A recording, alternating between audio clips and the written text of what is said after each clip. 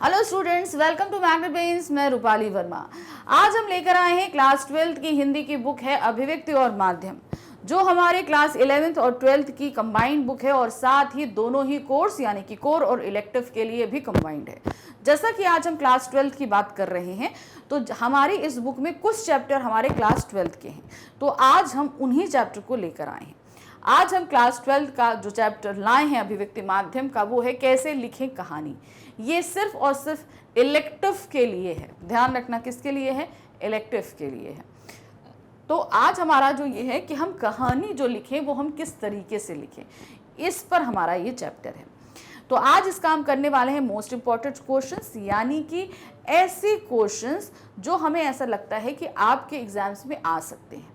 वो इस चैप्टर का detail explanation, NCERT solution, multiple choice question, complete chapter revision, test paper, ये सभी कुछ हम कर चुके हैं। तो आज हम सब्जेक्टिव क्वेश्चंस कर रहे हैं मोस्ट इंपॉर्टेंट में। ये क्वेश्चंस आपके दो तरीके से पेपर में पूछे जाते हैं, एक लघु उत्तरीय और एक दीर्घ उत्तरीय। यानी कि एक क्वेश्चंस जो है वो आपके 30 to 40 वर्ड लिमिट्स के अंदर पूछा जाता है और दूसरा 60 to 70 वर्ड्स के लमसम पूछा जाता है। तो आपको दोनों ही तरीके से यहाँ पर क्वेश्चंस को रेडी करना है। तो चलिए कैसे करना है, क्या करना है, इनको देखते हैं। सबसे पहला प्रश्न है हमारा, कहानी की परिभाषा स्पष्ट कीजिए।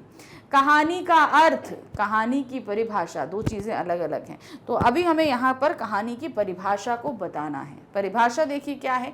कहानी साहित्य की ऐसी गद्य विधा है जिसमें जीवन के किसी एक अंग विशेष का मनोरंजन पूर्ण चित्रण किया जाता है। कहानी एक ऐसी साहित्यिक विधा है जो अपने सीमित क्षेत्र में पूर्ण एवं स्वतंत्र है, प्रभावशाली है। कहानी में मानव जीवन की कथा होती है। तो कहानी क्या है? कहानी एक्चुअल क्या होता है, किसी भी व्यक्ति के किसी भी, भाई जीवन तो बहुत बड़ा होता है, उस जीवन के किसी एक अंग का बड़ा ही मनोरंजक चित्रण किया जाता है। अब जैसे कि आप कोई भी कहानी ले लो, हमने कहानी पढ़ी हुई है आपकी सूरदास की झोपड़ी। सूरदास की झोपड़ी पढ़ी है। अब सूरदास के जीवन में शुरू से कोई ना कोई परेशानी रही, सब कुछ रहा, लेकिन जो ये कहानी हमने पढ़ी इसमें क्या था, इसमें उसकी झोपड़ी का जल जाना, उसके पैसों का चोरी हो जाना था। ये द्वंद इसमें दिखाया गया और किस तरीके से वो हार मानता है और फिर अपने जीवन को आगे बढ़ाने की सोचता है। लेकिन उसके बाद क्या होता है, क्या सुभागी उसकी पोटली को दिला पाती है कि नहीं दिलाती है, भैरव जगदर कुछ समझ पाते हैं कि नहीं समझ पाते हैं, ये सारी चीजें इसमें नहीं दिखाई। उसमें सूरदास के जीवन का सिर्फ वो अंश दिखाया जहां पर वो अपनी जीवन के जीने की आशा को छोड़ चुका था, लेकिन फिर उसे प्रेरणा प्राप्त होती है और फिर से वो अपने जीवन को जीने के लिए तैयार हो जाता है। तो ये चीज उसमें दिखाई गई थी। तो इसलिए बताया गया कि कहानी जो है वो किसी के भी जीवन का एक महत्वपूर्ण अंग हम लेते हैं जिसको मनोरंजक ढंग से प्रस्तुत करते हैं। और ये एक ऐसी विधा है जो पूरी तरीके से स्वतंत्र है, इसमें किसी तरह का कोई बंधन नहीं होता और लोगों पर ये बहुत अच्छे से प्रभाव डालती है। अलग अलग विद्वानों और लेखकों ने कहानी को विभिन्न परिभाषाएं दी हैं, परंतु कहानी की परिभाषा को लेकर एक निष्कर्ष पर नहीं पहुंच पाए। भाई इतने सारे विद्वान हैं, इतने सारे साहित्यकार हैं, तो यानी कि सबकी अपनी अपनी सोच है, सब अपनी सोच को व्यक्त करने के लिए स्वतंत्र है। तो सबने अलग अलग तरीके से जो है वो इनकी परिभाषाएं दी हुई हैं। प्रेमचंद ने कहानी की परिभाषा इस प्रकार दी। आप सभी को पता है कि प्रेमचंद्र मशहूर कथानायक हैं, ठीक है, वो बहुत अच्छी कथा लिखने के मामले में जाने जाते हैं। तो आपको पता है कि वो दो नामों से लिखते हैं, प्रेमचंद्र और नवाब राय। एक्चुअल में उनका नाम धनपत राय था, लेकिन जब वो हिंदी में लिखते हैं तो उनका नाम प्रेमचंद है, लेकिन जब वो उर्दू में कहानियां लिखते हैं तो उनका नाम नवाब राय हो जाता है। तो इसके पीछे की जो कहानी है वो भी हमने आपको पहले बताई हुई है कि अंग्रेज़ों के समय जो है बहुत अत्याचार हुआ करता था, लोगों को लिखने की स्वतंत्रता नहीं थी, इसलिए नाम बदलकर लिखा जाता था। तो उन्होंने, अब चूंकि मशहूर कथानायक है, कथाकार हैं, तो उन्होंने भी, अब कहानियाँ लिखने में मशहूर रहे तो उन्होंने भी कहानी की अपनी एक परिभाषा दी है। क्या है? कहानी एक रचना है जिसमें जीवन के किसी अंग एवं मनोभाव को प्रदर्शित करना ही लेखक का उद्देश्य है। ठीक है, उसका चरित्र, शैली तथा कथा विन्यास सब उसी भाव को पुष्ट करते हैं। जो भी वो लिख रहा है वो उसी भाव को व्यक्त करेंगे। अर्थात किसी घटना, पात्र या समस्या का क्रमबद्ध ब्यौरा जिसमें परिवेश हो, द्वंद्वात्मकता हो, कथा का क्रमिक विकास हो, चरम उत्कर्ष का बिंदु हो, उसे कहानी कहा जा सकता है। तो कहानी किसको कहा जाता है? जिसमें सारे जो भी कैरेक्टर है उसके सारे चरम बिंदुओं को हम व्यक्त करते हैं। तो प्रेमचंद के हिसाब से ये इस कहानी की परिभाषा होती है। प्रश्न संख्या 2 है, कहानी के तत्व कौन कौन से हैं आपको ये बताना है। अथवा करके है कहानी का तात्विक समीक्षा कीजिए। तो ये 2 प्रश्न एक ही चीज है, मतलब आपसे बेसिकली कहानी के तत्वों को पूछा जा रहा है। तो देखिए कहानी के तत्व कौन से हैं। कहानी साहित्य की एक गद्य विधा है। इसके प्रमुख तत्व इस प्रकार हैं। पहला है कथानक या कथा वस्तु। कोई भी कहानी है उसके लिए कथानक सबसे महत्वपूर्ण है। जैसे नाटक के लिए कथानक जरूरी है, उसी तरह कहानी के लिए भी कथानक का होना जरूरी है। जैसे कोई घर बनाने से पहले हम नक्शा बनाते हैं कि ये चीज़ यहाँ होगी, उसी तरह कहानी लिखने से पहले, उसे विस्तार देने से पहले हमें ये बताना होता है कि कहानी में एक्चुअल हम किस बारे में बात करने जा रहे हैं। दूसरा है पात्र योजना अथवा चरित्र चित्रण। अब उसमें जितने भी पात्र हैं उनको हमें बताना होगा और उनके चरित्र का भी निर्माण करना होगा।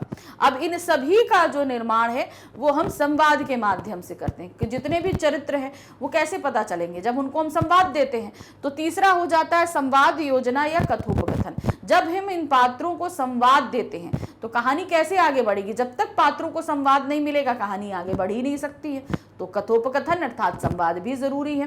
फिर उसके बाद आते हैं देश काल और वातावरण। अब कहानी किस देश काल में घटित हो रही है, अर्थात वहाँ का वातावरण क्या है, शहर का है, गांव का है, किसी एक कमरे का है, फैक्ट्री का है, या आपका क्या कहते हैं किसी कहीं खेत में घटित हो रहा है, कोई चीज़ कहीं पे भी है तो वो किस कहा उसमें हो। अब यहाँ पर कहानी में एक चीज़ ये होती है कि इसमें कई जगह के हम देशकाल या वातावरण ले सकते हैं। कहानी गांव में हो सकती है, फिर उसके बाद बाजार में आ सकती है, शहर में जा सकती है, शहर के बाद न्यायालय में जा सकती है। तो मतलब कहानी में हमें क्या होता है, हम कई सारे देशकाल या वातावरण ले सकते हैं। ये कहानी के अकॉर्डिंग डिसाइड होता है। फिर आते हैं उद्देश्य। आखिर उस कहानी को लिखने का क्या उद्देश्य है, हमारा कहानीकार क्या उसमें व्यक्त करना चाह रहा है, लोगों को क्या चीज़ समझाना चाह रहा है, किस उद्देश्य से कर रहा है। फिर उसके बाद आता है भाषा शैली। जो भी आप संवाद लिखोगे उसमें भाषा किस तरीके की लेनी है, शैली किस तरीके की होनी। शैली हमेशा जो भी हम लेते हैं वो सरल और सहज ही लेनी चाहिए ताकि लोगों को आसानी से समझ में आए। आप उसमें मुहावरों का इस्तेमाल कर सकते हो, लोकोक्तियों का इस्तेमाल कर सकते हो। इसके लिए आप पूरी तरह स्वच्छंद होते हो। वाक्यांश हैं, आप क्या कहते हैं सामासिक शब्द हैं, इन सब का इस्तेमाल कर सकते हैं अपनी कहानी को प्रभावशाली बनाने के लिए। इसके अलावा भाषा हमेशा ऐसे इस्तेमाल करिए ताकि लोगों को आसानी से समझ में आए, क्योंकि उसको कहानी को पढ़ने वाला हर एक वर्ग का व्यक्ति होता है। आपकी कहानी बच्चा भी पढ़ेगा, बड़ा भी पढ़ेगा, स्त्री भी पढ़ेगा, बुजुर्ग भी पढ़ेगा, सभी कुछ पढ़ते हैं। तो इसलिए कहानी हमेशा ऐसी होनी चाहिए जो लोगों को आसानी से समझ में आए। ज़्यादा क्लिष्ट शब्दों का इस्तेमाल नहीं करना चाहिए।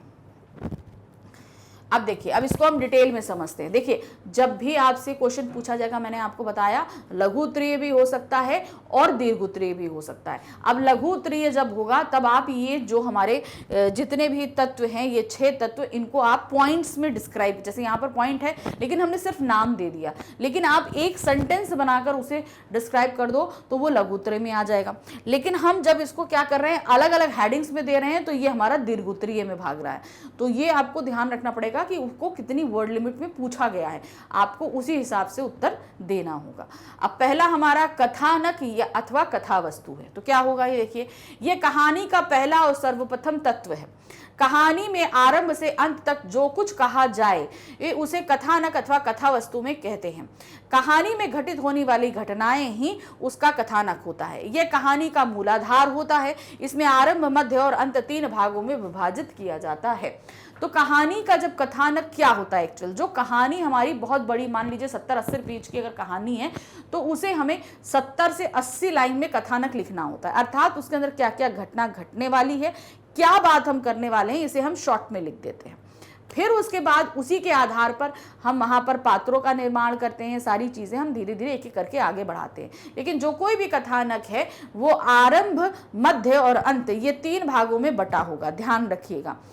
तो आप जब भी कहानी का विस्तार करोगे ये सोचकर ही आपको सारी घटनाएं उसके अंदर डालनी पड़ती हैं। नेक्स्ट आता है पात्र, योजना या चरित्र। जब हम कथानक लिख लेते हैं तो उसमें हम पात्रों को डालना शुरू करते हैं, यानी कि कौन कौन से चरित्र, हम कौन कौन से कैरेक्टर उसके अंदर डालेंगे। यह कहानी का दूसरा प्रमुख तत्व है। कहानी में पात्र योजना कथानक के अनुरूप होनी चाहिए। कहानी में नायक और नायिका 2 प्रमुख पात्र होते हैं, अन्य इनके सहायक पात्र होते हैं। पात्रों के द्वारा ही लेखक अपना उद्देश्य स्पष्ट करता है और समाज को संदेश देता है। अब कोई भी अगर कहानी आप लिख रहे हो तो इसमें एक नायक होगा, एक नायिका होगी और भी कैरेक्टर होंगे जो नायक के सह नायक वगैरह हो सकते हैं, सहपात्र हो सकते हैं।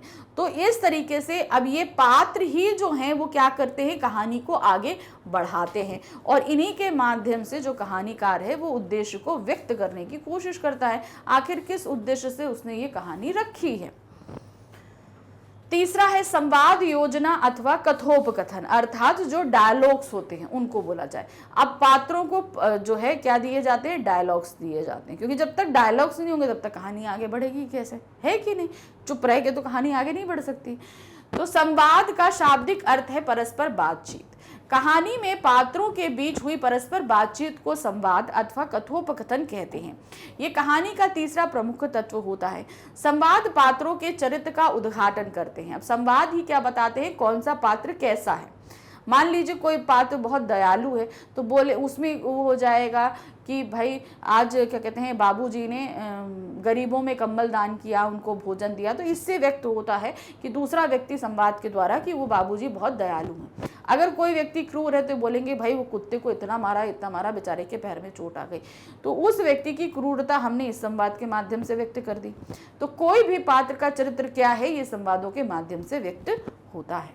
इसीलिए संवाद योजना सहज, सरल, स्वाभाविक और पात्रानुकूल होनी चाहिए। सरल होनी चाहिए, सहज होनी चाहिए, जो पात्र है उसके हिसाब से होनी चाहिए और स्वाभाविक होनी चाहिए। उसमें अब ऐसे बढ़ा चढ़ाकर बातों को नहीं बोलना है जो आपको लगे काल्पनिक है या चीज जो घटित नहीं हो, असंभव चीजों को व्यक्त नहीं करना चाहिए। चौथा है देश, काल और वातावरण। यह कहानी का चौथा प्रमुख तत्व है। देश, काल और वातावरण से तात्पर्य परिस्थितियों और समय से है। इसके द्वारा कहानी में घटित घटनाओं की परिस्थितियों तथा वातावरण का बोध होता है।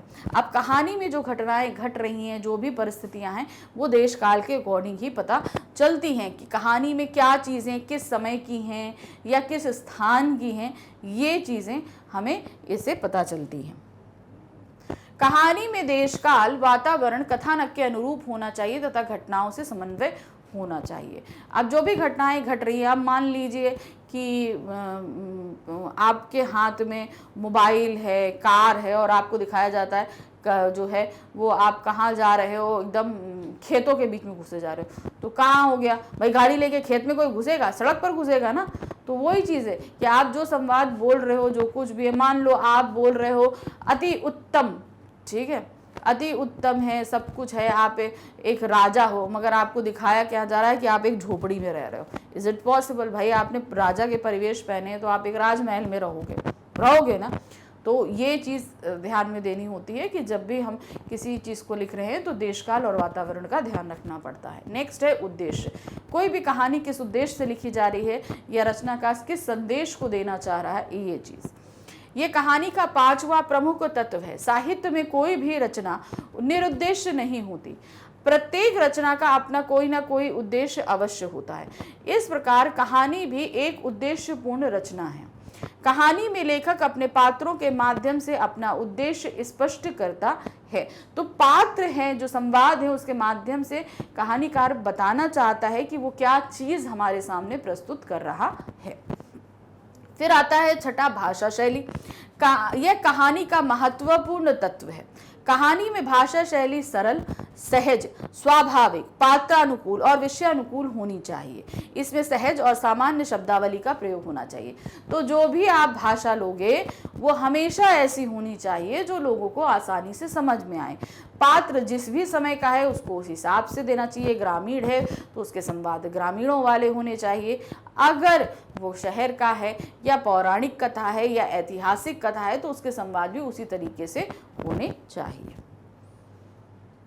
प्रश्न संख्या 3 है, कहानी में पात्रों अथवा चरित्रों का क्या महत्व है। कोई भी कहानी है, अगर हमारे सामने पात्र प्रस्तुत हैं और चरित्र है तो वो किस तरीके का होना चाहिए, क्या महत्व होता है कहानी में। कहानी में पात्रों अथवा चरित्रों का बहुत महत्व है, जो इस प्रकार है, क्योंकि बिना पात्र और चरित्र के कहानी आगे नहीं बढ़ सकती है। बढ़ सकती है? नहीं बढ़ सकती। तो इनका जाहिर सी बात है कि बहुत महत्व हुआ। पात्र कहानी के मूलाधार होते हैं, यानी कि कोई भी कहानी का आधार उन्हीं पर डिपेंड होता है। भाई कहानी बढ़ तो उन्हीं के माध्यम से रही है ना, तो अगर वो नहीं होंगे तो कहानी कैसे बढ़ेगी आगे, इसलिए ये बहुत ज़रूरी होते हैं। पात्र कहानी को गतिशीलता प्रदान करते, कहानी कैसे कैसे आगे बढ़ रही है। अगर पात्र नहीं होंगे तो कहानी आगे ही नहीं बढ़ पाएगी। पात्र कहानी का उद्देश्य स्पष्ट करते हैं, कहानी किस उद्देश्य से लिखी गई है ये पात्रों के माध्यम से ही व्यक्त होती है। पात्र पाठकों को संदेश देते हैं कि पाठ जो जैसे हम पढ़ने वाले हैं तो हमें संदेश देते हैं। जैसे सूरदास की कहानी हमें क्या देते हैं संदेश, कि जीवन हमेशा एक खेल की तरह होना चाहिए। भाई जीत हार लगी रहती है, हमें निराश होकर नहीं बैठना चाहिए। तो ये सूरदास के पात्र के माध्यम से ही तो हमने समझा। मिठुआ और घीसो की जो बातचीत हो रही थी उसके माध्यम से ये सूरदास ने समझी और सूरदास के जरिए हमने समझी, तो पात्र ने ये चीज व्यक्त करी। पात्र कहानी को समापन की ओर ले जाते हैं। कोई भी पात्र है, कोई कहानी है, वो समापन से कैसे बढ़ती है।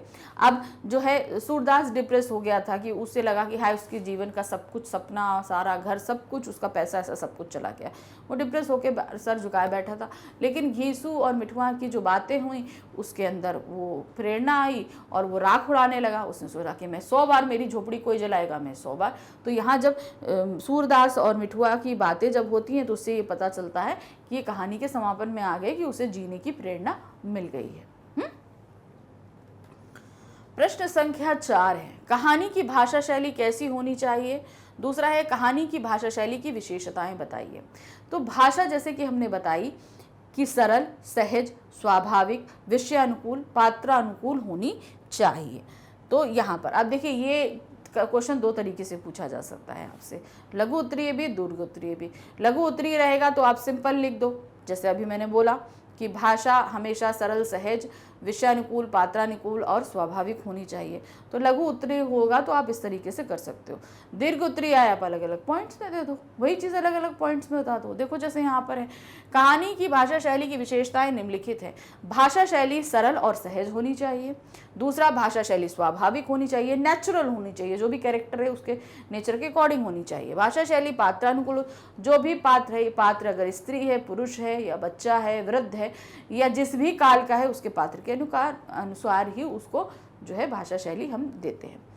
विषयानुकूल होनी चाहिए, जो भी विषय चल रहा है, मान लीजिए जैसे यहाँ पर सूरदास में जो है उसकी पोटली को चोरी हो गई, उसको लेकर बातचीत चल रही है, तो उसी विषय पर हम बात करेंगे, ना कि हम जाकर पहुंच जाएंगे कि भाई आज तेल के दाम बहुत ज़्यादा बढ़ गए हैं, सब्जी के दाम बढ़ गए हैं। भाई विषय क्या है, उसकी पोटली का चोरी हो जाना, उसके सपनों का टूट जाना, तो हम उसी का हिसाब से करेंगे ना। तो विषय के अनुसार ही जो है भाषा होनी चाहिए।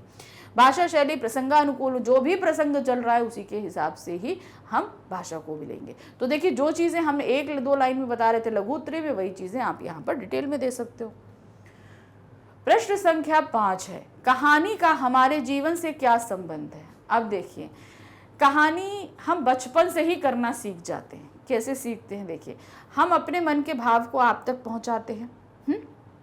तो हम कैसे बताएंगे, कहानी बना के बताएंगे। जैसे एक बच्चा है, स्कूल गया, ठीक है, स्कूल से आया, घर में जो कुछ भी चीज़ें हुई, जब वो माँ को बताना शुरू करता है तो क्या होता है, वो उसको कहानी बताता है। मम्मा आज मैं स्कूल में गया था, वहाँ चेयर पे बैठा और मेरे बगल में आज जो है वो लड़का बैठा था, उसने आज जो है ना मैम की कोई बात नहीं मानी, वो आज पढ़ ही नहीं रहा था, आज वो बहुत रो रहा था, उसे घर जाना है, घर जाना है। लेकिन मैंने सोचा कि अगर मैं भी रोऊंगा ना तो फिर आपको बुरा लगेगा, इसलिए मैं रोया नहीं। तो अब ये जो कुछ भी घटना उसके साथ घटी थी, उस बच्चे ने कैसे बताया, कहानी बना के अपनी माँ को बताया। ठीक है ना, तो इसलिए कहानी का संबंध हमारे साथ बचपन से ही जुड़ जाता है। कहानी का मानवीय जीवन से घनिष्ठ संबंध है। आदिम युग से ही कहानी मानव जीवन का प्रमुख अंग रही है। आदिम यानी कि जब हम थे प्रागैतिहासिक काल में, तब से हमारे साथ जुड़ा हुआ है। ये मानवीय जीवन का ऐसा अभिन्न अंग है कि प्रत्येक मनुष्य किसी न किसी रूप में कहानी सुनता या सुनाता है। हम कहीं पर भी हों, किसी रूप में भी हों, हम कहानी सुनते भी हैं और सुनाते भी हैं। विचारों का आदान प्रदान इस संसार का एक अनूठा नियम है। भाई हम आपसे बात क्यों कर रहे हैं? क्योंकि हम अपने विचार आप तक पहुंचा रहे हैं। तो ये अनूठा अंग, ये एक अनूठा तरीका ही कहानी के माध्यम से अपने भावों को दूसरे तक पहुंचाना। इसीलिए संसार में प्रत्येक मनुष्य में अपने अनुभव बांटने और दूसरों के अनुभव जानने की प्राकृतिक इच्छा होती है। यहाँ प्रत्येक मनुष्य अपने विचारों, अनुभवों और वस्तुओं का आदान प्रदान करता है। हम अगर यहाँ पर आए हैं तो यहाँ पर ये नहीं है कि हम चीज़ें ही आदान प्रदान कर रहे हैं, हम अपने भावों को भी आदान प्रदानित करते हैं ना। एक दूसरे अपने मन की बात आपको बताते हैं, आप अपने मन की बात दूसरे को बताएंगे, दूसरे के मन की बात आप जानोगे। होता है कि नहीं होता है? वही चीज़, हम अपनी बातें किसी को सुनाना और दूसरों की सुनना चाहते हैं। इसीलिए यह सत्य है कि संसार में प्रत्येक मनुष्य में कहानी लिखने की मूल भावना होती है। यह दूसरा सत्य है कि कुछ लोगों में इस भावना का विकास हो जाता है और कुछ इसे विकसित करने में समर्थ नहीं होते हैं। इस प्रकार हम कह सकते हैं कहानी मानवीय जीवन से अटूट संबंध है। अब भाई कहानी तो बनाना सभी जानते हैं, लेकिन एक प्रॉपर वे से जो कहानी का निर्माण होता है वो स्किल कुछ लोग डेवलप कर ले जाते हैं और कुछ लोगों के अंदर ये स्किल डेवलप नहीं हो पाती है, तो कुछ लोग ऐसे ही रह जाते हैं, है ना। प्रश्न संख्या 6 है, कहानी की ऐतिहासिक पृष्ठभूमि स्पष्ट कीजिए। कहानी के इतिहास पर नोट लिखिए। कहानी का इतिहास क्या रहा? अब जैसे पहले कहानी थी, कहानी वाचिक रूप में थी, लिखित रूप में नहीं थी, लोग बोल कर बताते थे। अब उसमें क्या होता था, एक राजा की बड़ाई करना या उसकी निंदा करना, गुणगान करना, ये सभी कहानी के माध्यम से हुआ करता था। तो एक एक्चुअली हम देखें तो कहानी का इतिहास बहुत पुराना है। जब से मनुष्य अस्तित्व में आया तब से कहानी भी अस्तित्व में आ गई थी। कहानी का इतिहास उतना ही पुराना है जितना मानवीय इतिहास, यानी कि जितने हम पुराने हैं समझ लो उतने ही पुराना कहानी भी है, क्योंकि कहानी मानवीय स्वभाव और प्रकृति का अटूट हिस्सा है। कहानी सुनने और सुनाने की प्रवृत्ति मनुष्य में आदिम युग से है। जैसे जैसे मानवीय सभ्यता का विकास होता गया वैसे वैसे कहानी की आदिम कला का भी विकास होता गया। भाई पहले हम कहानी जैसे सुनाते थे, अब धीरे धीरे क्या हुआ, उसमें चीज़ें बहुत अच्छी हो, नैरेटिव विधा हमने ले ली, चीज़ों को वर्णित करने का बहुत अच्छा तरीका हमने ले लिया।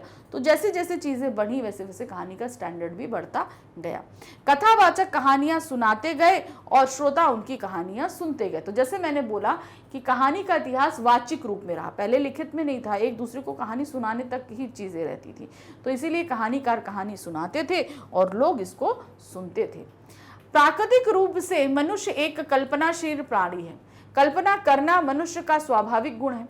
धीरे धीरे सत्य घटनाओं पर आधारित कथा कहानी सुनते सुनते मनुष्य में कल्पना का सम्मिश्रण होने लगा, क्योंकि प्रायः मनुष्य वह सुनना चाहता है जो उसे प्रिय है। अब क्या हुआ, जब ये कहानी हुई थी तो सत्य घटनाओं पर कहानियां सुनाई जाती थी। जैसे इस राजा ने उसको मार दिया, या एक प्रागैतिहासिक काल में जाओ, उस समय तो राजा रानी नहीं होते थे, मनुष्य था, पेड़ की छाल लपेट के रहता था, गुफाओं में रहता था। अब उसमें क्या होता था कि भाई मान लो कोई शेर आ गया, हमला किया, तो एक कोई आदमी जो है ना उससे लड़ने के बाद उस शेर को हटा दिया, मार दिया, या वो शेर भाग गया, या शिकार किया तो कितनी बहादुरी से शिकार किया।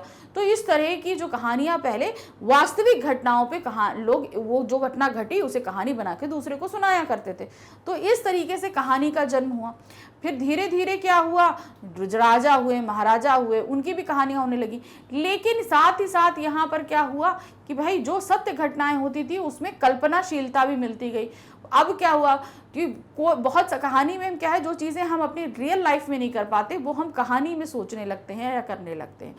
तो वो काल्पनिक बातें भी हम कहानी में धीरे धीरे जोड़ते गए। तो इस तरीके से जो है काल्पनिक कहानियां भी बनने लगी। प्राचीन काल में किसी घटना, युद्ध, प्रेम आदि के किस्से सुनाए जाते थे और श्रोता इन किस्से कहानियों को आनंद पूर्वक सुनते थे। एक्चुअल में ये चीजें होती थी, प्रेम के किस्से ले लीजिए या फिर आप क्या कहते हैं बहादुरी के किस्से ले लीजिए, भाई महाराणा प्रताप रहे, वीर सावरकर रहे, इन सभी की कहानियां बनकर सुनाई जाने लगी। अब आप प्रेम की मिसालें ले लीजिए, ऐसी बहुत सी प्रेम की मिसालें हमारे देश में हैं कि एक प्रेम के लिए कितनी हुई। तो यहाँ पर बहुत सी ऐसी चीज़ें हमें देखने को मिली। इन सभी की कथाएं जो हैं वो सुनाई जाने लगी और लोग सुनने लगे। धीरे धीरे ये किस्से ही कहानियों का रूप धारण ग्रहण कर लेते हैं। इस प्रकार कहानी कला का धीरे धीरे विकास हुआ। तो ये किस्से एक्चुअल में घटे वो आप लोगों के बीच कहानियों के रूप में आ गए और इस तरीके से कहानी धीरे धीरे लोगों के बीच प्रचलित होती गई।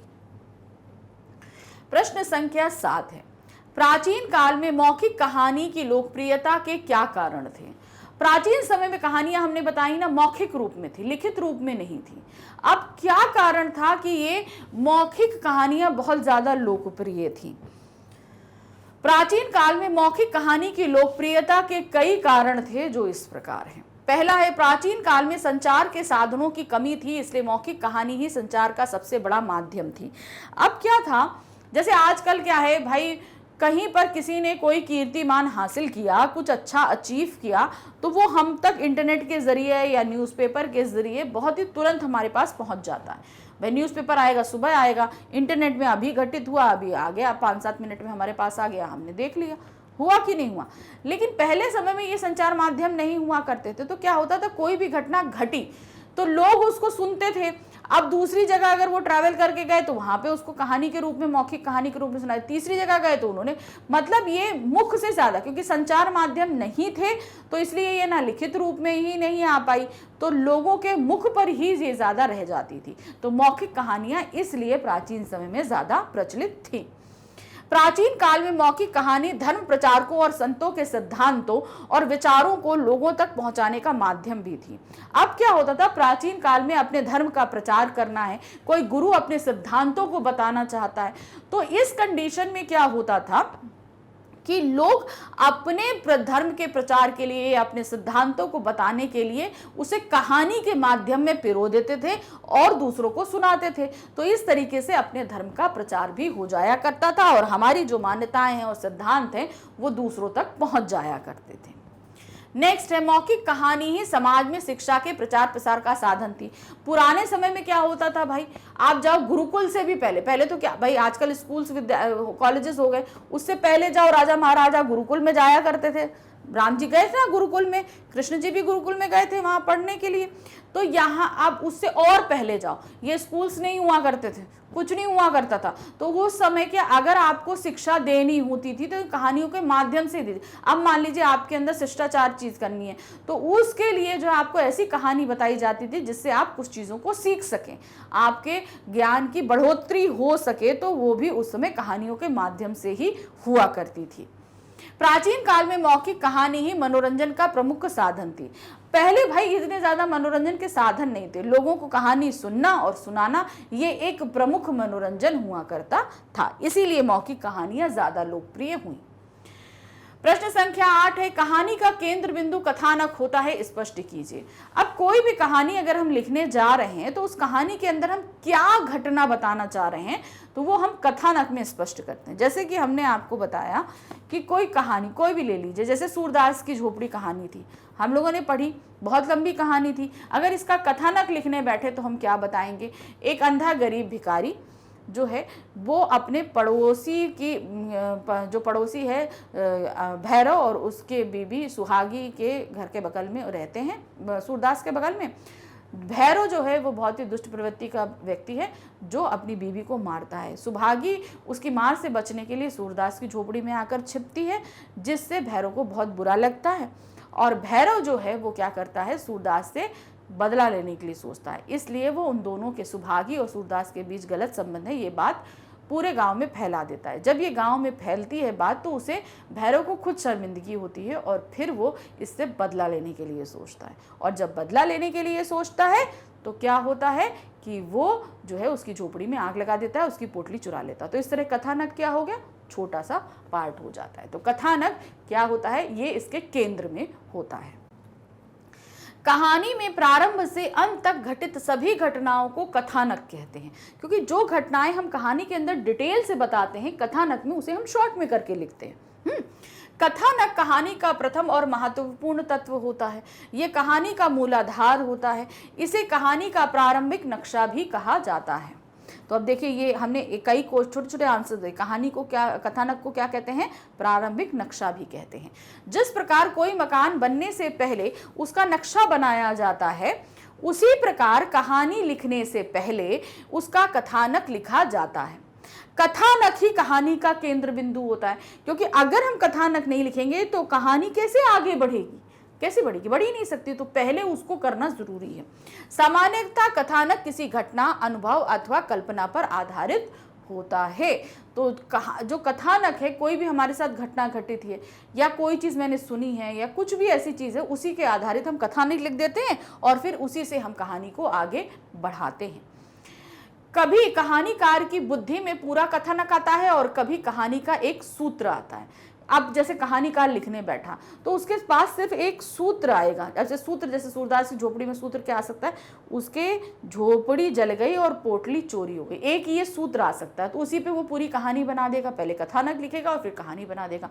और कभी कभी पूरी कथानक, यानी कि उसने कहीं कोई घटना गेट देखी है, उस पर वो पूरी कथानक बना देता है और फिर कहानी को आगे बढ़ा देता है। केवल एक छोटा सा प्रसंग अथवा पात्र कहानीकार को आकर्षित लगता है, यानी कि कहीं कोई चीज़ ऐसी हुई, कोई चीज़ उसे बड़ी आकर्षित लगी तो वो उसी पर पूरी कहानी लिख देता है। इसीलिए कोई एक प्रसंग भी कहानी का कथानक हो सकता है और कोई एक छोटी सी घटना भी कथानक की प्रमुख घटना हो सकती है।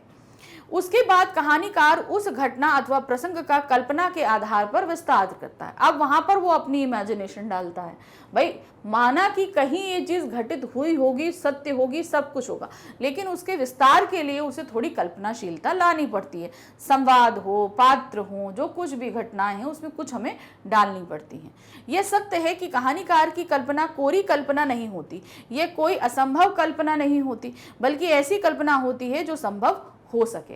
तो कहने का तात्पर्य यह है कि घटना कहीं पे घटित हुई होगी, वो सत्य होगी, वास्तविक होगी, लेकिन उसमें जब उसको बढ़ाता है तो कल्पना से वो बहुत सारे संवादों को, कैरेक्टर्स को डालता है। लेकिन ये कैरेक्टर भी ऐसे होते हैं जो स्वाभाविक होते हैं। ऐसा नहीं है कि एलियंस को लाके डाल देगा, वो सूरदास की कहानी में वो एलियन को लाके डाल दे, ऐसा नहीं करेगा। भाई, जाहिर सी बात है, उसमें मनुष्य ही डालेगा।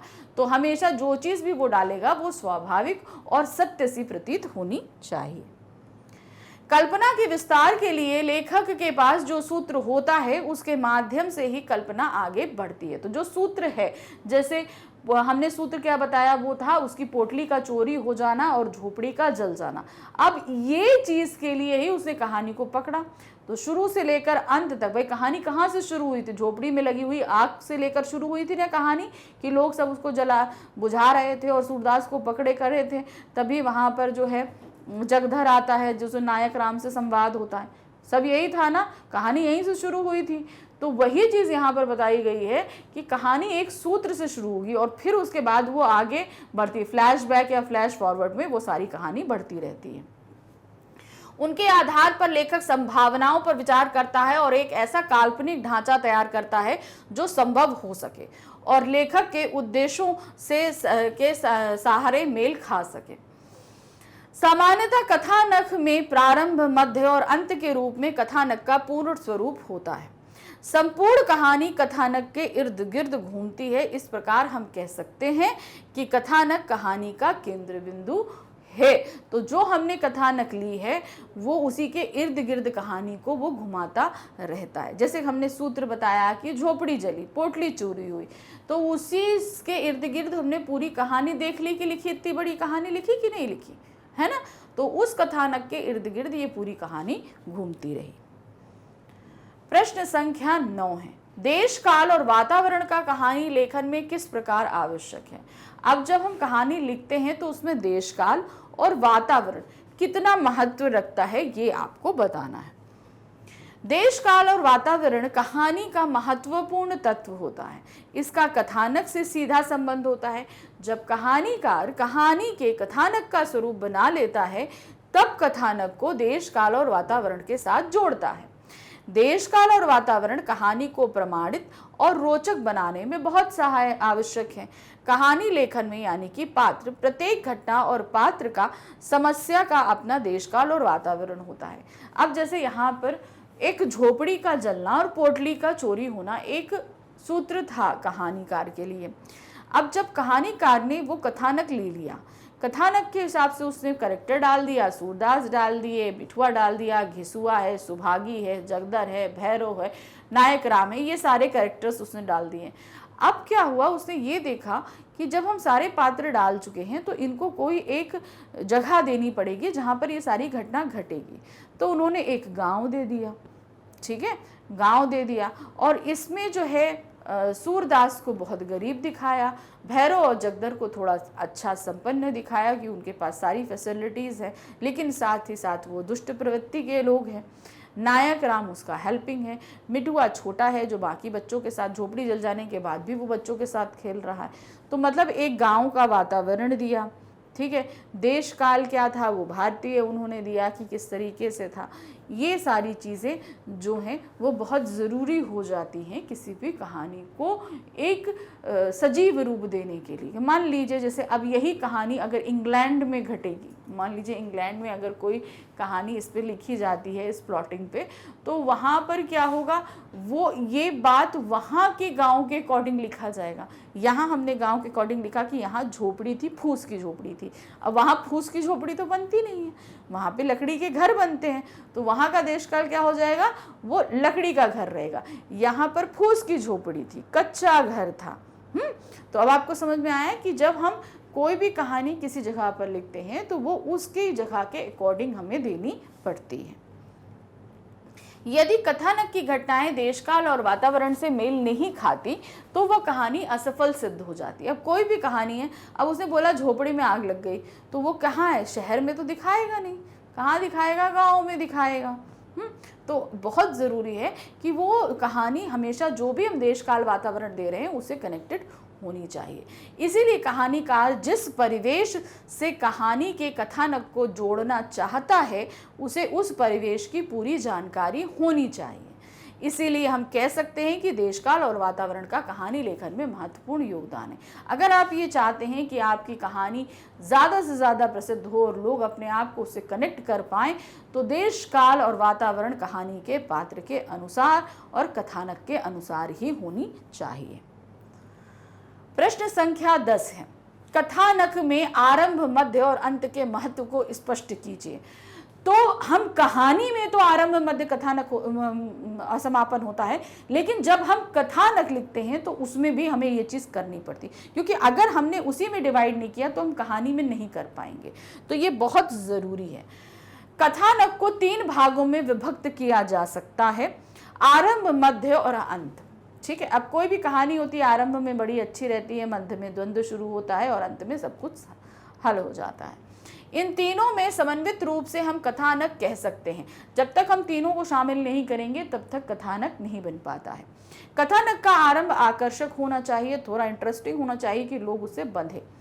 मध्य स्वाभाविक और कौतूहल वर्धक होना चाहिए, यानी कि इसमें थोड़ा सा द्वंद्व का शुरू होना जरूरी है। अंत आकस्मिक होने पर भी अप्रत्याशित नहीं होना चाहिए, यानी कि कभी कभी कहानी का अंत अचानक हो, लेकिन ऐसा नहीं होना चाहिए जो उस कहानी के रूप को ही बदल कर लग जाए, यानी कि अप्रत्याशित नहीं होना चाहिए। एक पाश्चात्य विद्वान ने कथानक की तुलना रेस कोर्स के घोड़े के साथ की है, जिसमें आरंभ और अंत का विशेष महत्व है जो कहानी को रोचक बनाता है। अब रेस कोर्स में जब घोड़े चलना शुरू करते हैं, जब छूटते हैं, घोड़े दौड़ना शुरू करते हैं, तो लोग कितने एक्साइटेड रहते हैं। उन्हें मध्य भाग से इतना मतलब नहीं है, फिर एंड में बात आती है कि कौन जीतता है। तो किसी भी रेस कोर्स में ये 2 पार्ट ज़्यादा महत्वपूर्ण रहते हैं, ये एक विद्वान का मानना है। द्वंद्व का मतलब है बाधा अथवा कहानी में परिस्थितियां। अब ये द्वंद्व कहां, मध्य से शुरू होता है। तो जब तक द्वंद्व नहीं आएगा कहानी में रोचकता बढ़ेगी ही नहीं। इस प्रकार उपस्थित होती है कि उसके रास्ते में बाधा उत्पन्न हो जाती है, जिससे द्वंद्व की उत्पत्ति उत्पन्न होती है।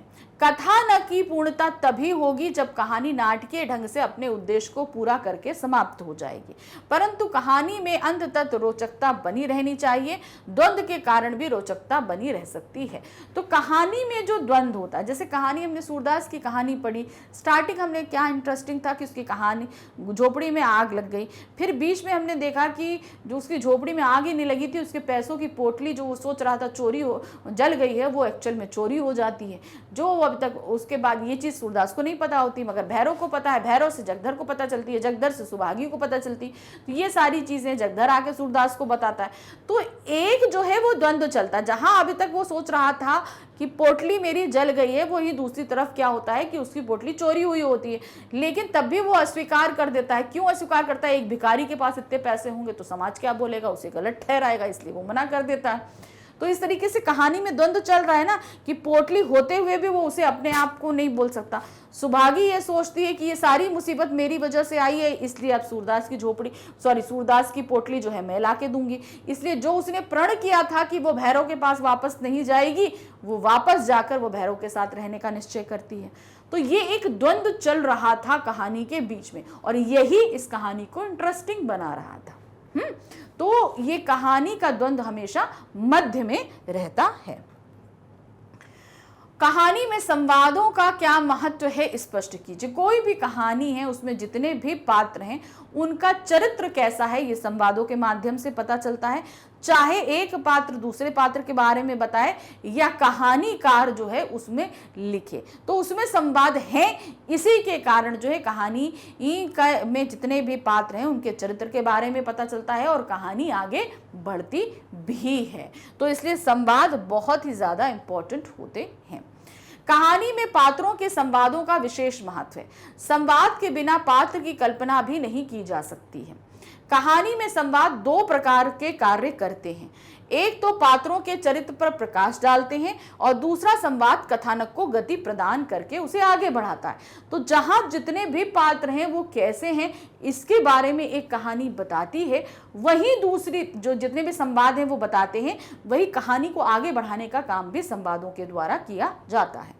कहानीकार जिस घटना अथवा प्रतिक्रिया को स्वयं नहीं दिखा पाता वह उसे संवादों के माध्यम से दिखाता है। यानी कि मान लीजिए कहानीकार कोई बात नहीं बता पा रहा है तो वो क्या करेगा, वो सारे संवाद वो पात्रों को दे देगा और वो बात उनसे कहलवा देगा। इसीलिए संवाद कहानी के लिए अनिवार्य है, परंतु पात्रों के स्वभाव तथा उनकी पृष्ठभूमि के अनुकूल होने चाहिए। तो जितने भी आप संवाद डाल रहे हो तो जो भी पात्र हैं उनके हिसाब से ही होने चाहिए। मान लीजिए कोई अगर विलेन के रोल में है तो उसके संवाद वैसे होने चाहिए, अगर कोई हीरो है तो उसका हीरो के अनुसार होना चाहिए। तो ये चीज उस हिसाब से चलना चाहिए। यदि नहीं इन संवाद पात्रों के विश्वासों, आदर्शों तथा स्थितियों के अनुकूल भी होने चाहिए। तो यही नहीं क्या है कि हमें ये जितने भी हैं, जितने भी पात्र आप दे रहे हो उनके हिसाब से ही होने चाहिए। कहानी में कहानीकार कभी सामने नहीं आता है। कहानीकार अर्थात जो कहानी लिख रहा है वो कभी सामने नहीं आएगा। संवादों के माध्यम से वह अपनी बात कहता है। जो संवाद वो ले रहा है उसी के माध्यम से वो बोला। ये नहीं बोलेंगे कि प्रेमचंद ये चीज कह रहे हैं या शरद चंद्र चट्टोपाध्याय ये बात कह रहे हैं, ये नहीं होगा। वो क्या बोलेंगे, वो किसी पात्र को संवाद दे देंगे, उसके माध्यम से अपने मन की बात को वो बोल देंगे। जब कोई पात्र संवाद बोलता है तो उससे उस पात्र का परिचय मिलता है कि भाई क्या कहना चाह रहा है, ये तब मिलता है।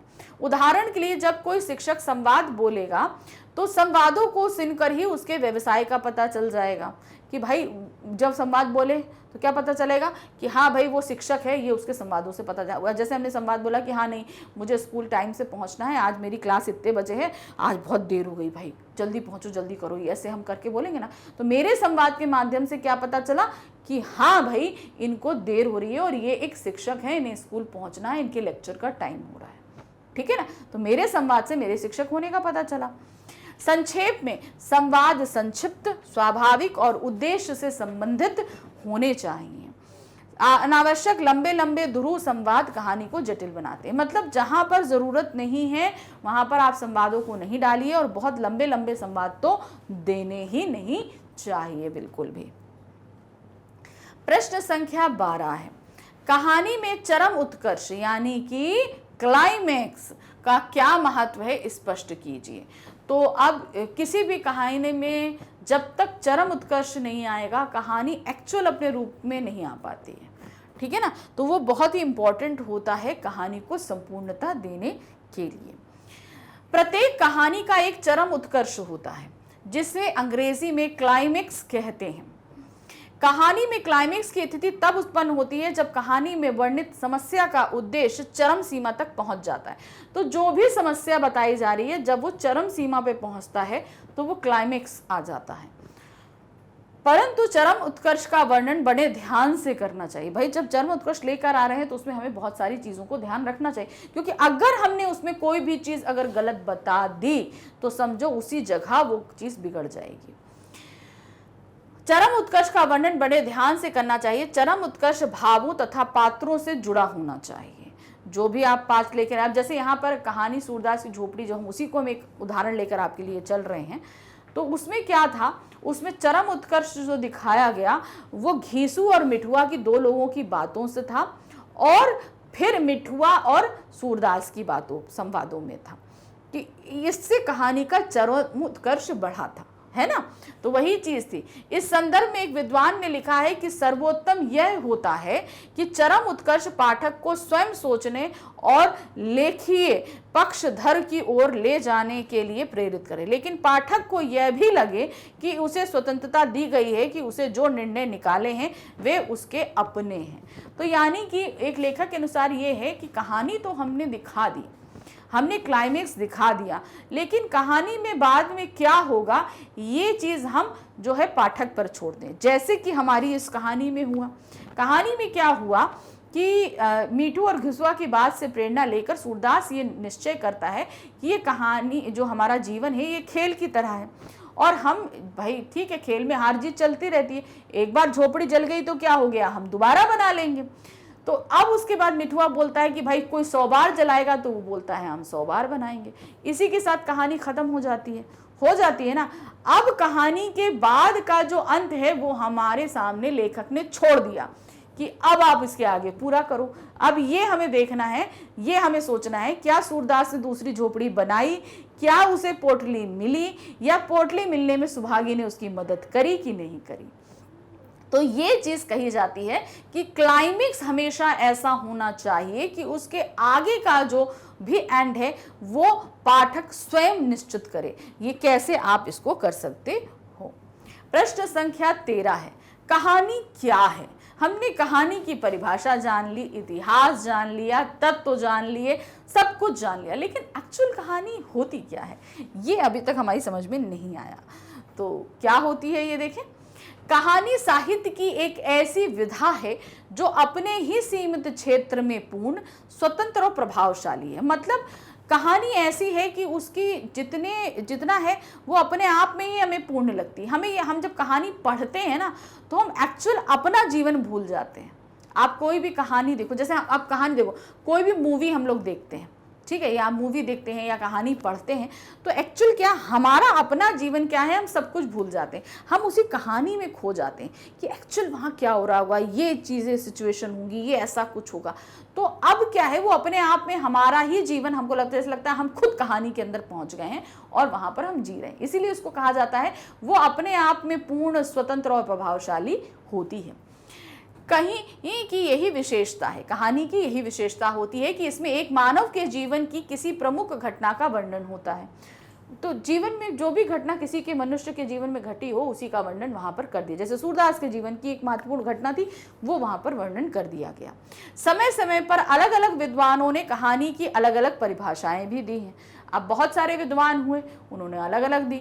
तो मशहूर कथाकार प्रेमचंद की परिभाषा यहाँ है। उन्होंने बोला कहानी एक रचना है जिसे जीवन के किसी अंग, किसी एक मनोभाव को प्रदर्शित करना ही लेखक का उद्देश्य होता है। उसका चरित्र, उसकी शैली तथा कथा विन्यास सब उसी भाव की पुष्टि करते हैं।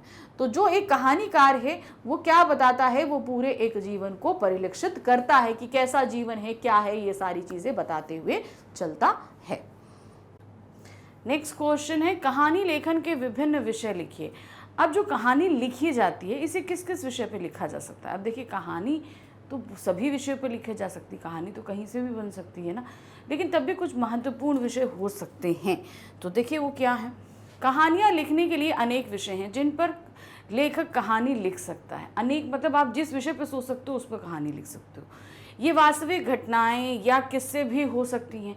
कहीं पर कोई ऐसी चीज़ है जो एक्चुअल में कहीं घटी हो, या कोई ऐसी चीज़ हो जहाँ पर हमने किसी को चीज़ को देखा हो, हमारे साथ कुछ हुआ या हमारे किसी जान पहचान वाले के साथ हुआ, कहीं पे भी ऐसा कुछ हुआ हो जो एक्चुअल में सच हो, उसको हम कहते हैं ना, उसका हम कथानक बना लेते हैं। कहानी के लिए तो एक सूत्र चाहिए, वो सूत्र हमें वहाँ से मिल सकता है और फिर उसके बाद हम पूरी कहानी बना सकते हैं, बन जाएगा इसी तरीके से।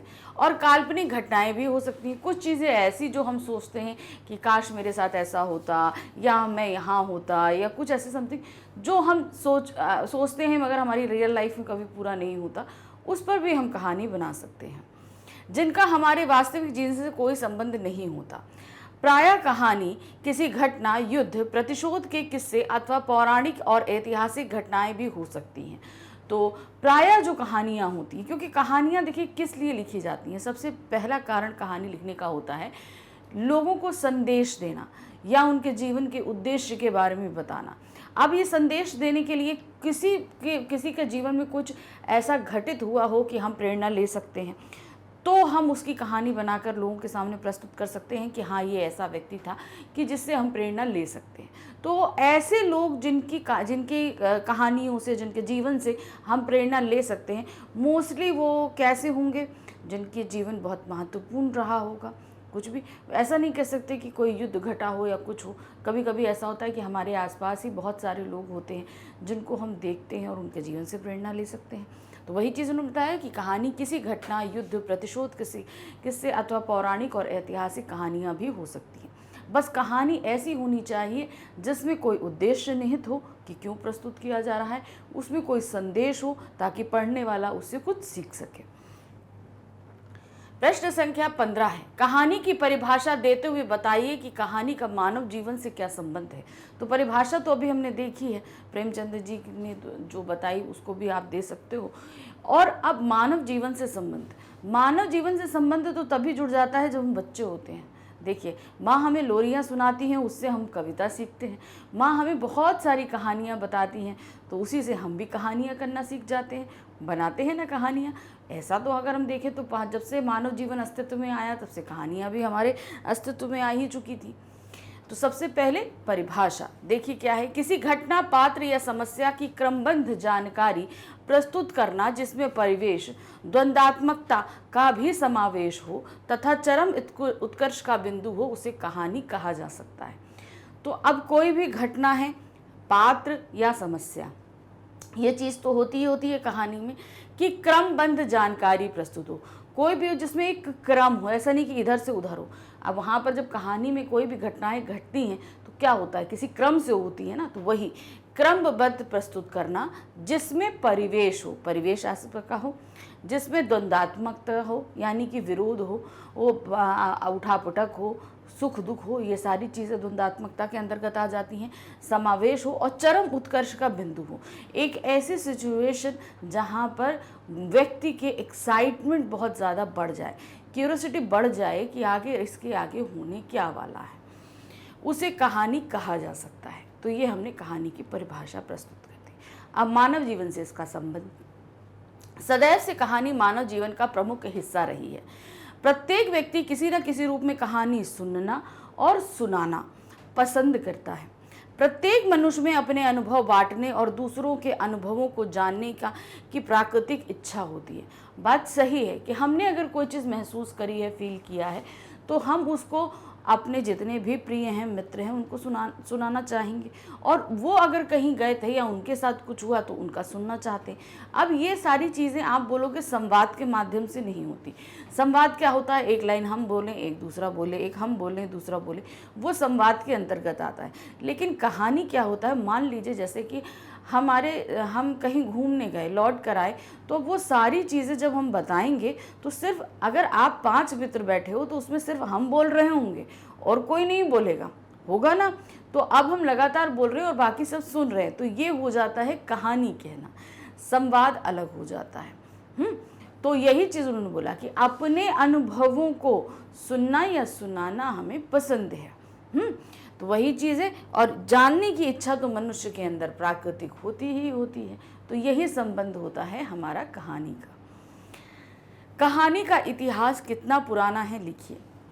हमने अभी आपको बताया इतना पुराना है जितना पुराना मानव इतिहास, यानी कि जब से हम अस्तित्व में आए तब से कहानी भी स्वतः अपने अस्तित्व में आ ही गई।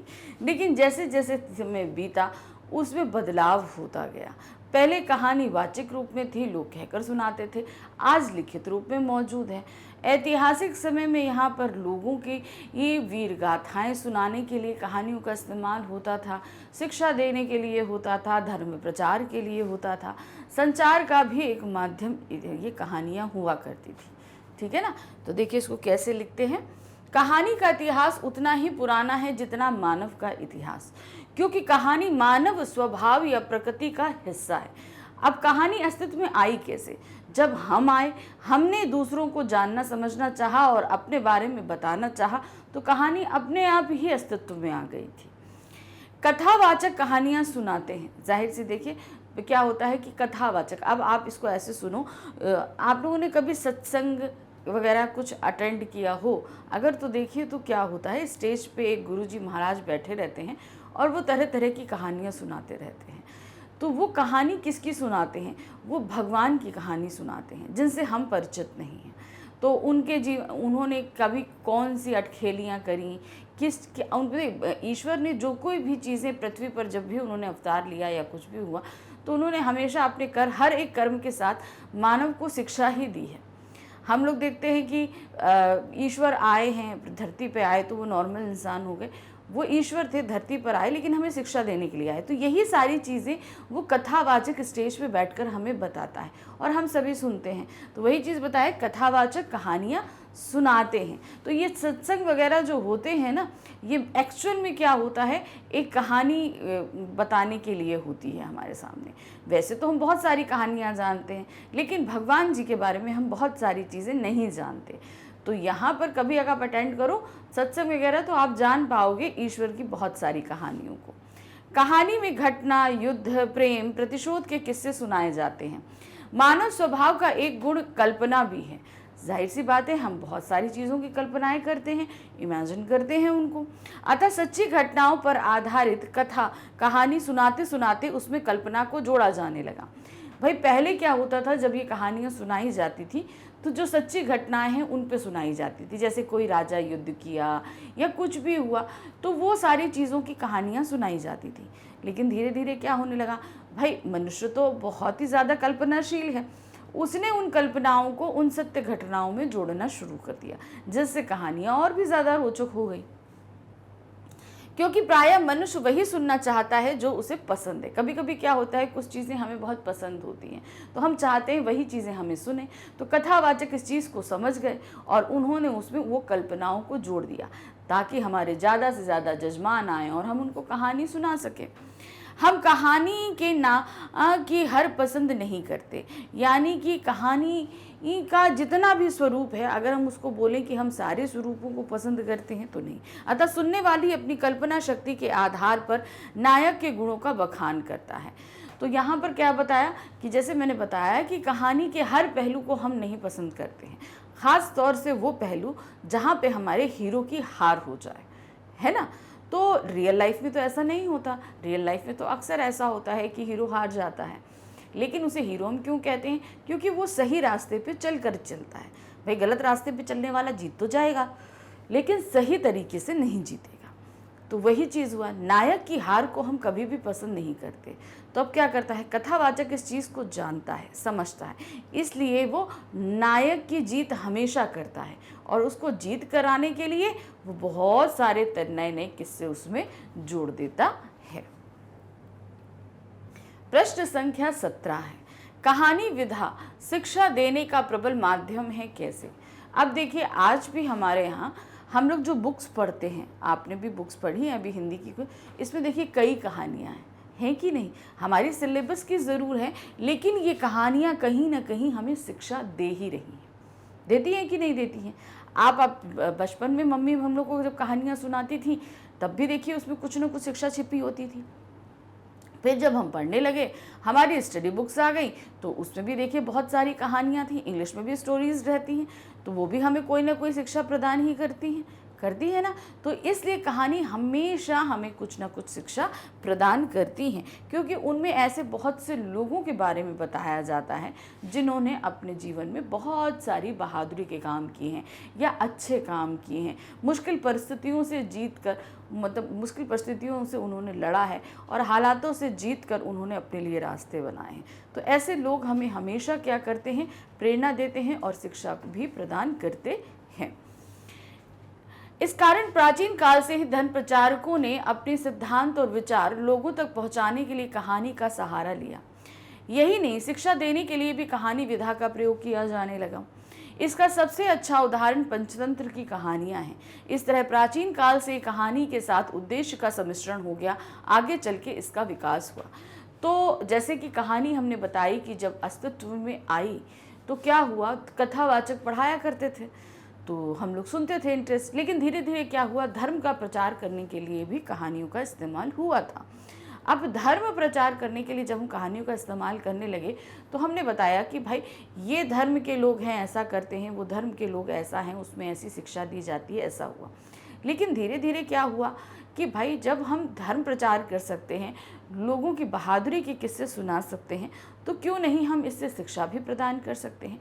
तो ऐसी बहुत सी कहानियाँ बनी जो हमारे सामने एक्चुअली कुछ रियल भी थी और कुछ काल्पनिक भी थी, जिनको हमारे सामने प्रस्तुत किया गया सिर्फ हमें शिक्षा देने के लिए। ऐसी ही एक हम लोग बहुत बचपन से पढ़ते आ रहे हैं, पंचतंत्र की कहानियाँ, जो कि हमें शिक्षा प्रदान करने के लिए ही लिखी गई हैं। प्रश्न संख्या 18 है, कहानी में कथानक का महत्व बताइए। कोई भी कहानी अपना स्वरूप तब तक नहीं ले सकती जब तक उसमें कथानक नहीं होता है। बहुत ज़रूरी है कथानक का होना। अगर कथानक नहीं है तो वो अपने स्वरूप में नहीं आ पाएगा। तो यही होता है, क्योंकि अब इसमें क्या होता है, जो भी कहानी हम लिखने वाले हैं उसका विस्तार हम तब करते हैं जब कथानक का निर्माण कर लेते हैं। कथानक में सारी घटनाएं, कैसी कैसी क्या चीज़ हुई हैं, सब मेंशन रहता है, कितने पात्र है, परिवेश है, सभी कुछ रहता है। जब हम कथानक लिख लेते हैं तब उसमें हर एक चीज़ को हम आगे विस्तार प्रदान करते हैं। कहानी का केंद्र बिंदु कथानक होता है। इस प्रकार कथानक कहानी का वह संक्षिप्त रूप है जिसमें प्रारंभ से लेकर अंत तक की कहानी की सभी घटनाओं और पात्रों का उल्लेख किया जाता है। कथानक, जैसे मैंने बताया कि कहानी का जो है वो प्रारंभिक नक्शा होता है, कि हम पहले नक्शा बना लेते हैं कि कहानी के अंदर क्या क्या होगा, फिर हम कहानी को विस्तार प्रदान करते हैं। तो इस तरीके से कहानी में क्या क्या घटनाएं जिस क्रम से घट रही हैं वो लिखी होती हैं, पात्र होते हैं, परिवेश होता है, द्वंद्व होता है, सभी कुछ होता है। तो इस तरीके से एक कथानक ही संपूर्ण जब हो जाता है तब हम कहानी प्रारंभ करते हैं। कथानक की 3 स्थितियां होती हैं, प्रारंभ, मध्य और अंत। प्रारंभ जहाँ पर कहानी हमारी शुरू होती है, मध्य जहाँ पर द्वंद्व शुरू होता है, अंत जहाँ चरमोत्कर्ष होता है। कथानक आगे बढ़ता है तो उसे द्वंद्व तत्व भी होता है। द्वंद्व का अर्थ है गाथा। द्वंद्व कहानी को रोचकता प्रदान करता है। अगर द्वंद्व नहीं होगा, द्वंद्व का मतलब होता है जहाँ पर विचारों का ना मिलना हो, आपकी जो क्या कहते हैं फीलिंग्स होती हैं उनमें उठापटक हो, तो ये सभी चीज़ें हमें एक कहानी में द्वंद्व को पैदा करती हैं और यही द्वंद्व जो है कहानी को आगे बढ़ाता भी। अगर किसी कहानी में द्वंद्व नहीं है तो वो कहानी स्वतः ही नीरस हो जाएगी, है ना। तो कहानी में जो कथानक होता है उसका द्वंद्व जो है वो भी बहुत महत्वपूर्ण होता है। प्रश्न संख्या 19 है, कथानक की पूर्णता की आवश्यक शर्त क्या है। कथानक अगर हमें पूरा करना है तो उसकी आवश्यक शर्त किसको माना गया, क्या ज़रूरी है कि कथानक में वो चीज़ होना बहुत ज़रूरी है। कथानक की पूर्णता की आवश्यक शर्त यही है कि एक बाधा के समाप्त होने या किसी निष्कर्ष पर पहुंच जाने के कारण कथानक पूरा हो जाए। अब क्या होता है जब हम कथानक लिखते हैं, कथानक का मतलब तो आप समझ जगह हो क्या है, कथ्य कहते हैं। कथ्य का सबसे आवश्यक तत्व ये है कि भाई द्वंद्व है अर्थात बाधा है। अब बाधा जो आएगी, अब बाधा के आने के बाद उस बाधा का समाधान होना भी जरूरी है, तभी कथानक संपूर्णता पर पहुंचता है। अगर मान लीजिए कहानी में हमने बाधा तो दिखा दी मगर उसका समाधान नहीं दिखाया तो वो कहानी तो पूर्ण ही नहीं हो पाएगी, नहीं हो पाएगी, कथानक ही नहीं। तो कहानी का मतलब ये होता है कि जहाँ खुशहाली है वहीं थोड़ी सी परेशानी हो और अंत में क्या हो, उस परेशानी का हल भी हो। तो वही है, बाधा अर्थात द्वंद्व होगा तो उस द्वंद्व का समाधान भी हमें कथानक में दिखाना पड़ता है, तभी कथानक पूर्णता की ओर पहुंचता है। कहानी नाटकीय रूप से अपने उद्देश्य को पूरा करने के पश्चात समाप्त हो जाए, कहानी में अंत तक रोचकता बनी रहनी चाहिए और कथानक में द्वंद्व के कारण ही ये रोचकता बनी रहती है। अब कहानी कोई भी होगी, अगर उसमें कुछ इंटरेस्टिंग नहीं होगा तो हम नहीं पढ़ेंगे, जाहिर सी बात है, हम पढ़ेंगे नहीं, पढ़ेंगे बिल्कुल भी नहीं पढ़ेंगे। तो वही चीज़ उन्होंने बताया कि कहानी में रोचकता का होना ज़रूरी है और ये रोचकता कब बनती है, जब कहानी के अंदर द्वंद्व होता है और यही द्वंद्व का समापन कहानी के अंत में चरमोत्कर्ष के रूप में होता है। प्रश्न संख्या 20 है, देश काल और पात्र कहानी के विकास में क्या योगदान देते हैं। कोई भी कहानी है वो जिस भी परिवेश में या देशकाल में घटित हो रही है वो तो मेंशन करना ज़रूरी है और किसी भी कहानी को आगे बढ़ाने के लिए पात्रों का होना ज़रूरी है। अगर कोई पात्र हम नहीं डालेंगे तो कहानी को आगे बढ़ाएंगे कैसे, किसके माध्यम से हम कहानी को बढ़ाएंगे। अब ये आप देखिए, बहुत सारी हम लोग कहानियाँ देखते हैं ना, तो कहानी ऐसी बहुत सी होती हैं जिनमें कहेंगे कि आप पात्र जो हैं वो एनिमल्स होते हैं ना, कोई जानवर हो गया, शेर हो गया, खरगोश हो गया, लोमड़ी हो गई। तो ये कहानी में जानवर जरूर है लेकिन होते पात्र ही हैं। तो पहला हम दे रहे हैं देशकाल। कथानक का स्वरूप बन जाने के बाद कहानीकार कथानक के देश काल को पूरी तरह समझ लेते हैं, क्योंकि कहानी की प्रामाणिकता और रोचकता के लिए यह बहुत आवश्यक तत्व है। देश का अर्थ है स्थान और काल का अर्थ है समय। कथानक के घटित होने का स्थान और समय ही देशकाल है। तो आपको समझ में आया देशकाल क्या है, वो स्थान जहां वो चीज़ घटित हो रही है और समय जिस समय घटित हो रहा है। मतलब देख लो, जैसे हम लोगों ने सूरदास की कहानी पढ़ी थी, तो सूरदास की कहानी में स्थान क्या था, वो एक गांव था, ठीक है, और समय क्या था, वो दिन का हो सकता है, शाम का हो सकता है, ये ज़्यादा क्लियरली मेंशन नहीं था। तो वो समय, तो मतलब पहले जब हम कहानी लिख लेते हैं तो हमें बताना है कि कहानी किस समय और कहाँ घटित हो रही है, क्योंकि जब हम ऐसा कर लेते हैं तो कहानी के पात्रों को भी हम वैसा ही परिवेश देते हैं। अब मान लीजिए कहानी अगर हमने देशकाल में देखा कि कहानी गांव की है, तो वहाँ के लोगों का जो परिधान होगा वो ग्रामीण होगा, उनकी बोलचाल की भाषा ग्रामीण होगी ना। तो कहानी में हमें ये ध्यान देना पड़ता है, गांव में गाय, बैल, खेत, ढोर, डंगर ये सब कुछ होते हैं। शहर में अगर होगा तो शहर में भी उसी तरीके से होगा। अब शहर में झोपड़ियाँ नहीं होंगी, शहर में इमारतें होंगी, मोटर गाड़ी चलेगी, शोर शराबा होगा। तो इसीलिए कहा गया कि जब भी कोई कहानी लिखी गई, कथानक तैयार हो गया, अब हमने घटना देख ली, क्या घटना घटी, अब उस घटना को हम कहाँ घटित करें, ये कहानीकार के ऊपर होता है। तो वो उस जगह को देखता है कि वो कहाँ पे घटित करेगा, खेत में करेगा, किसी गांव के चौराहे पे करेगा, किसी सड़क पर करेगा, किसी शहर की एक इमारत के कमरे में करेगा। ये उसके ऊपर डिपेंड करता है कि वो कहाँ करना चाहता है और किस समय करना चाहता है। फिर आते हैं पात्र। कहानीकार के मन में अपने पात्रों के स्वरूप को स्पष्ट छवि होनी चाहिए, तभी वह अपने पात्रों का चरित्र चित्रण करने में तथा संवाद लिखने में सफल हो सकता है। तो कहानी, कोई भी कहानी है, आगे बढ़ने के लिए पात्रों का होना जरूरी है। तो जब हम कथानक तैयार कर लेते हैं तो हम पात्र देख लेते हैं। अब पात्र के हिसाब से ही उनके चरित्र डिसाइड हो जाते हैं। भाई अगर हीरो है तो उसका चरित्र पॉजिटिव होगा, अगर विलन है तो नेगेटिव होगा, है ना। तो ये चीज़ हमको ध्यान रखनी पड़ती है, क्योंकि जब हम पात्रों को डिसाइड करते हैं, चरित्र का निर्माण करते हैं, तो चरित्र के हिसाब से ही संवादों को लिखा जाता है कि हाँ, इस कहानी में इस व्यक्ति को ये संवाद दिए जाएंगे इसके चरित्र के हिसाब से। प्रश्न संख्या 21 है, ऐसा कैसे कहा जा सकता है कि हर आदमी में कहानी लिखने का भाव निहित है। अब आप ये बोलो कि हम कहानी नहीं लिख सकते, लेकिन ऐसा नहीं है। हम कहानी दिन में कम से कम 2 से 3 बार तो बनाते हैं। हम कम से कम की बात कर रहे हैं, 2 से 3 बार तो हम कहानी बनाते ही बनाते हैं, चाहे अनचाहे ये बन जाती है। लेकिन एक प्रॉपर कहानी वो है एक लेखन विधा है, वो हमें थोड़ा प्रैक्टिस करने पर आती है। ये भाव सभी के अंदर होता है। कुछ लोग इसको विकसित कर ले जाते हैं, कुछ लोग विकसित नहीं कर पाते हैं। तो ये डिपेंड होता है। अगर हम चाहते हैं कि हम कहानी लिखें, तो हम अच्छी अच्छी कहानियों को पढ़ेंगे और थोड़ा बहुत हम लिखेंगे, पर डे लिखेंगे, तो प्रैक्टिस बनेंगे, तो इस तरीके से हम एक कहानी लिखने लगेंगे। लेकिन अब ये कहिए कि हमको कहानी लिखना बिल्कुल नहीं आता, तो ये गलत है, क्योंकि हम तो बचपन से ही कहानी करने लगते हैं, होता है ना। तो जो हम कह रहे हैं उसी को लिख देना कहानी हो जाता है।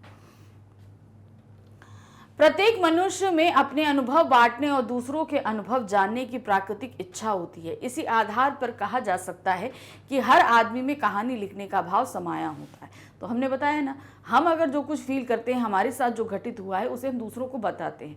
यानी कि हम दिन में 2 से 3 बार तो कहानी गढ़ते ही गढ़ते हैं।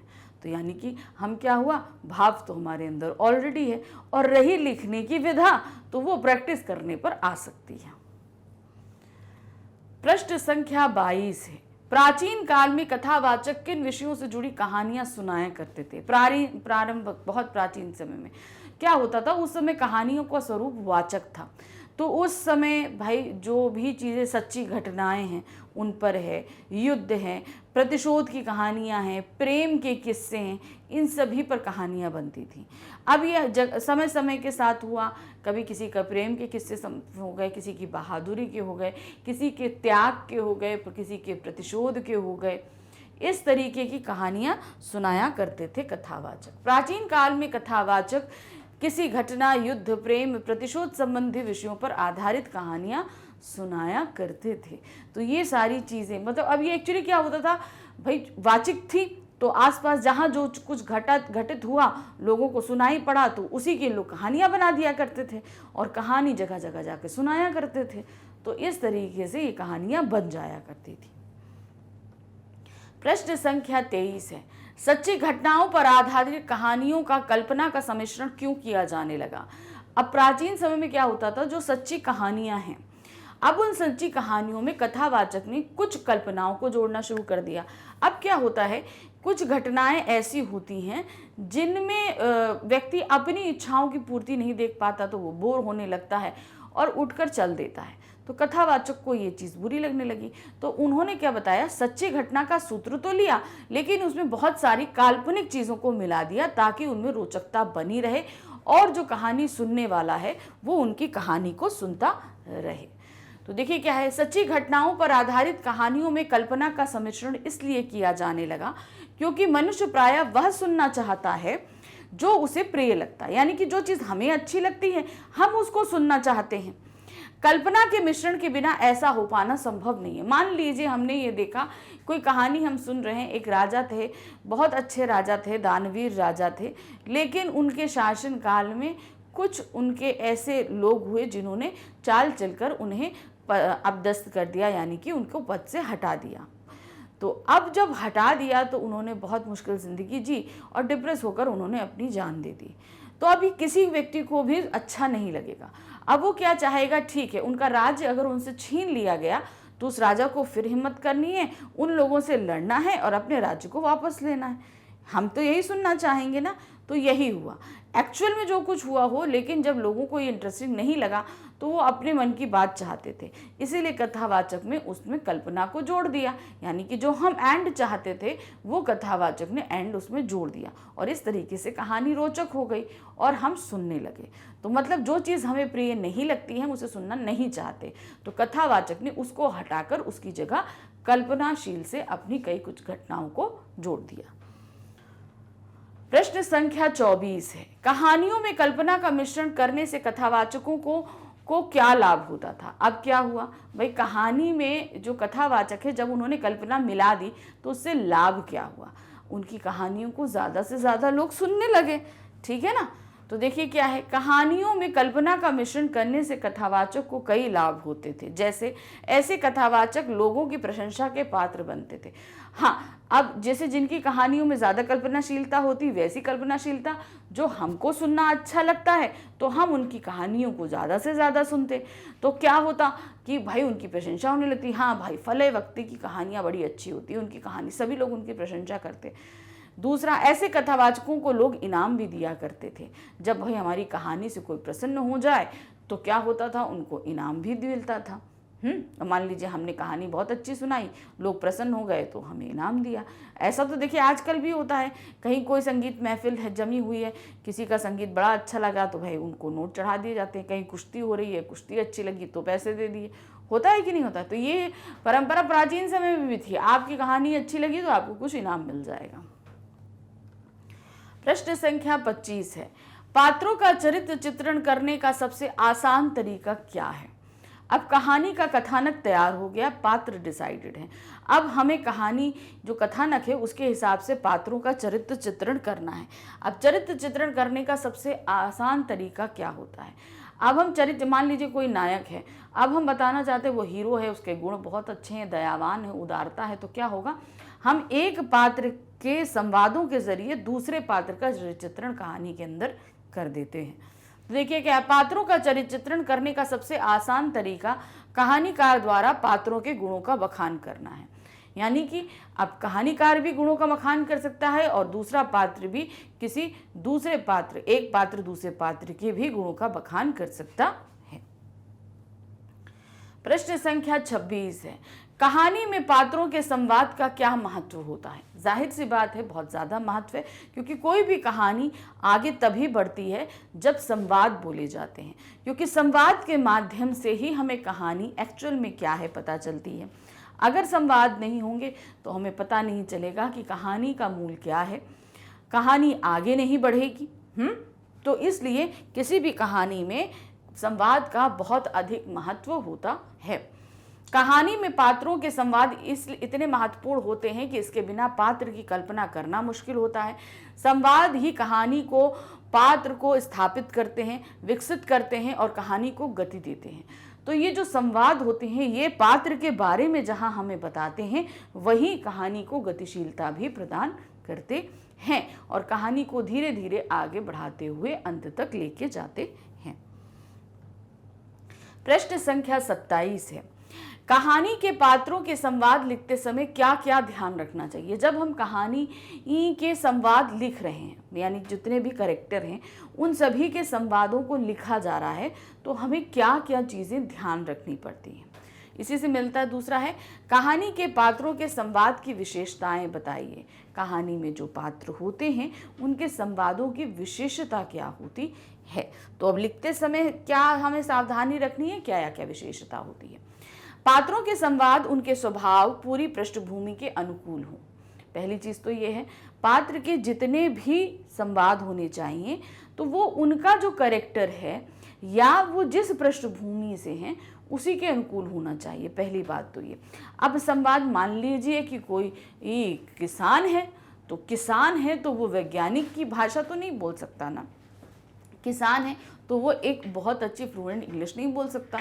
वो कहाँ, अगर वो पढ़ा लिखा भी है तो भी उसकी भाषा में गांव का स्वरूप झलकेगा ही झलकेगा।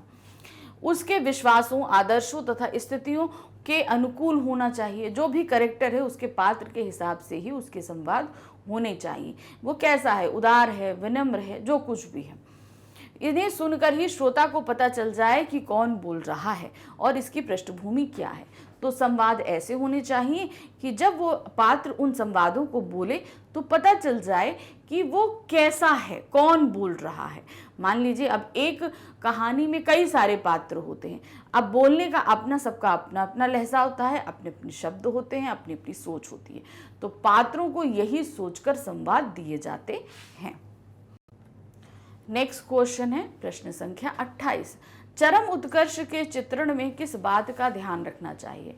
किसी भी कहानी के अंत में चरम उत्कर्ष बहुत महत्वपूर्ण होता है और जब हम चरम उत्कर्ष का चित्रण करते हैं तो सबसे पहले हमें ध्यान रखना होता है कि जो द्वंद्व चल रहा है उसमें जो है एक समाधान को हमें प्रस्तुत जरूर करना है।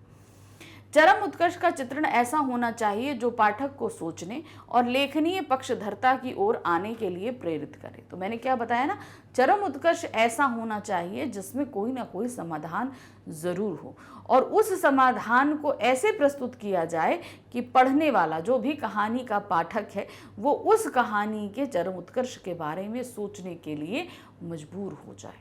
जैसे हमने कहानी अपनी सूरदास की पढ़ी थी तो उसका चरम उत्कर्ष क्या था कि जब वो सूरदास जो है बहुत निराश हो जाता है तब मिठुआ और घीसू की बातें सुनने के बाद वो पूरे राग को उड़ाता है और उसे जीवन का मर्म समझ में आता है कि ये जीवन भी एक खेल की तरह है। तो वो चरम उत्कर्ष था। यहाँ पर कहानीकार ने हमें सोचने के लिए मजबूर करके छोड़ दिया। क्या हम भी ऐसा सोचते हैं? क्या हमारे लिए भी कहानी एक खेल की भांति है कि जब हमें कोई चीज़ मिलती नहीं या हम किसी प्रतियोगिता में जीत नहीं पाते तो हम निराश होकर बैठ जाते हैं?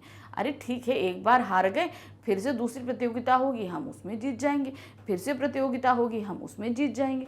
तो ये चीज़ कहानीकार हमको सोचने के लिए मजबूर करके छोड़ के जाता है। लेकिन पाठक को यह भी लगना चाहिए कि उसे स्वतंत्रता दी गई है और उसने जो निर्णय लिए हैं वे उसके अपने हैं। तो यानी कि जब हम एंड पर पहुँचें, जैसे किसी भी कहानी का चरम उत्कर्ष हो, तो पाठक को ये चीज़ लगनी चाहिए, नहीं कि हमने तुरंत ही उसका समाधान दे दिया।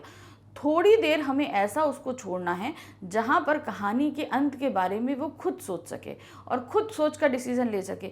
और जब वो कहानी के अंत को पढ़े तो उसे लगे कि हाँ, उसे ये स्वतंत्रता दी गई थी कि वो कहानी के अंत के बारे में सोच सकता है। तो इसीलिए जब हम चरम उत्कर्ष लिखें तो ये चीज़ ध्यान रखें कि जो भी हमारे पाठक हैं उन्हें जहाँ हमने पढ़ने की स्वतंत्रता दी है तो वहीं हम उन्हें थोड़ा सोचने की भी स्वतंत्रता दें, जहाँ पर वो कहानी के अंत को स्वयं जो है निर्धारित कर सके। प्रश्न संख्या 29 है, कहानी में द्वंद्व किस कारण से पैदा होता है? किसी भी कहानी में द्वंद्व क्यों होता है? दो पात्रों का जब आपस में विचारधाराएं मिलती नहीं, सोच मिलता नहीं है ना, कुछ परिस्थितियों नहीं होती, तब ये द्वंद्व उत्पन्न हो जाता है।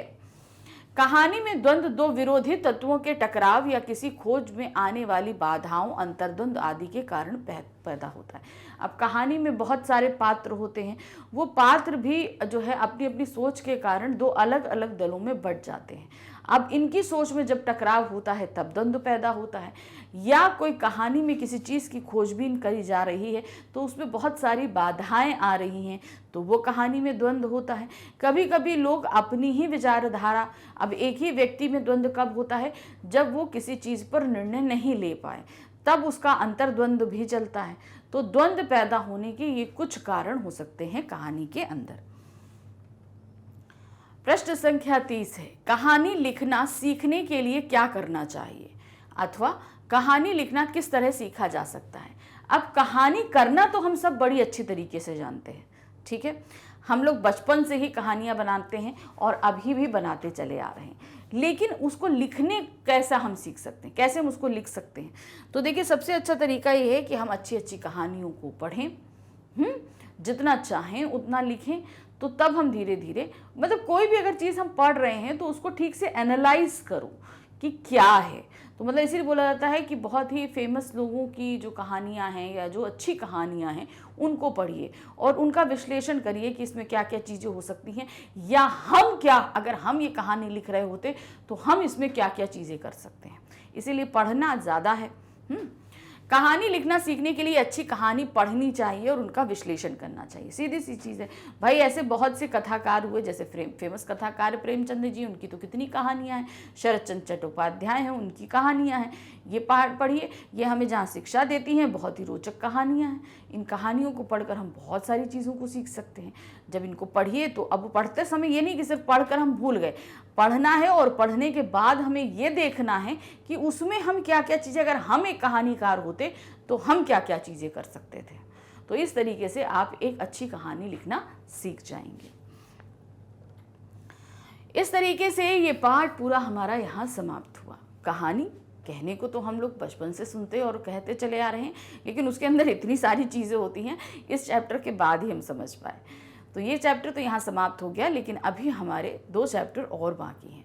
तो नेक्स्ट वीडियो में हम वो चैप्टर लेकर आएंगे। लेकिन इससे पहले हम आपको ये बता दें कि मैग्नेट ब्रेन्स एक ऐसा चैनल है जो आपको किंडरगार्टन से लेकर क्लास 12 तक की जितनी भी एजुकेशन है सभी सब्जेक्ट के इसके वीडियोस आपको फ्री में प्रोवाइड कराता है। इसके लिए आपको कुछ भी नहीं देना होता।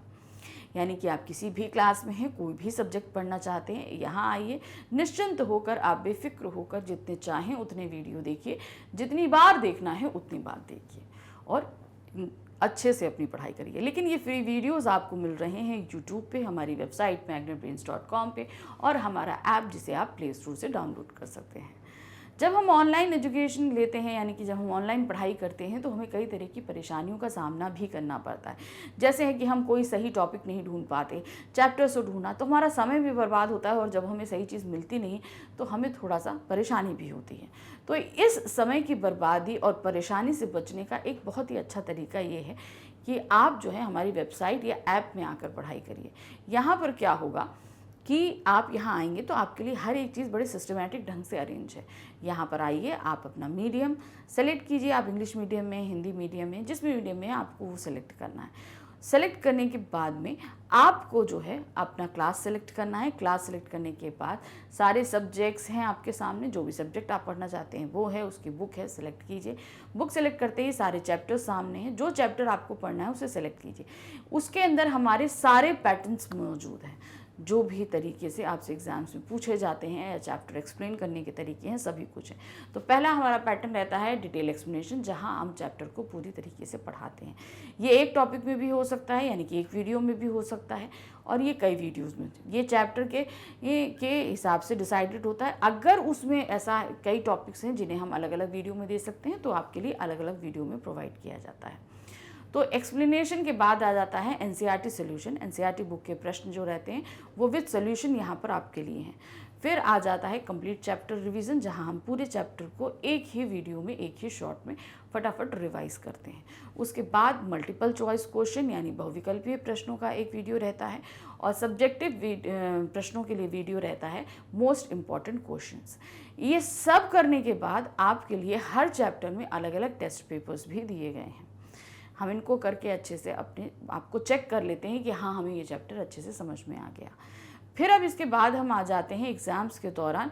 उस दौरान हम जो है आपके लिए हर सब्जेक्ट के मैग्नेट ब्रेन्स सैम्पल पेपर्स लेकर आते हैं, इन्हें सॉल्व कराते हैं ताकि आप अच्छे से अपने एग्ज़ाम्स की तैयारी कर सकें। इसके अलावा जो बोर्ड क्लासेस हैं उनके लिए हम प्रीवियस ईयर क्वेश्चन पेपर्स भी लेके आते हैं। पिछले 10 सालों के बोर्ड एग्जामिनेशन के क्वेश्चन पेपर हम ऑलरेडी आपको सॉल्व करा चुके हैं। तो ये सभी की जितनी भी चीज़ें हमने बताई, ये आपको 100% फ्री प्रोवाइड कराई जा रही हैं। अच्छे से पढ़िए, इन्जॉय करिए। और देखिए, इन्जॉय करने के लिए इसलिए मैंने बोला क्योंकि पढ़ाई में अगर हम टेंशन लेते हैं तो चीज़ें हमारी समझ में के बाहर होने लगती हैं। तो अच्छे से इन्जॉय करते हुए पढ़िए, प्रेशर नहीं लीजिए, टेंशन नहीं लीजिए, और एकदम फ्री माइंड होकर पढ़िए।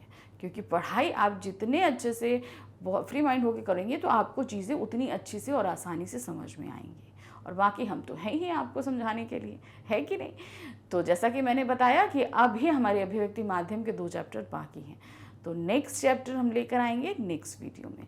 मिलते हैं जल्द ही नेक्स्ट वीडियो में। Thank you for watching, bye bye.